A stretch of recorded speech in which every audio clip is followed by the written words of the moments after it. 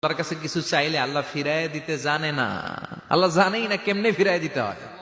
সুবহানাল্লাহ কোন চাওয়া মাত্রই আল্লাহ বলে অ্যাকসেপ্টেড, যা কবুল, দিব দিব না এটা বলতে জানে না, চাওয়া মাত্রই বলে দিব। তিন সিস্টেম। নাম্বার ওয়ান, আপনি আল্লাহর কাছে দোয়া করলেন, চাইলেন, আল্লাহ বলে দিব, বলেই তিনি দিয়ে দেন আর আপনি খুশি হয়ে যান, পেয়ে গেলেন। নাম্বার টু, আপনি আল্লাহর কাছে দোয়া করলেন, চাইলেন, তখনও আল্লাহ বলে দিব, তবে এখন না, সবুর, একটু পরে দিব। কখন দিলে আমার জন্য ভালো, আমার চেয়েও ভালো জানে কে, পরে দিবে। নাম্বার থ্রি, চাইলেন, দোয়া করলেন, আল্লাহ তখনও বলে দেব, তবে এখনো না, পরেও না, কিয়ামতের দিন যেদিন বিপদে পড়বে ওই দিন দেব।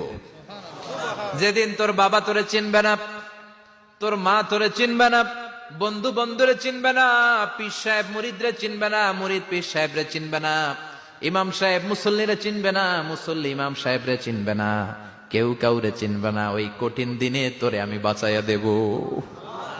তাই দোয়া যা করছেন ছোটবেলা থেকে আজকে পর্যন্ত, লস হয়েছে না লাভ?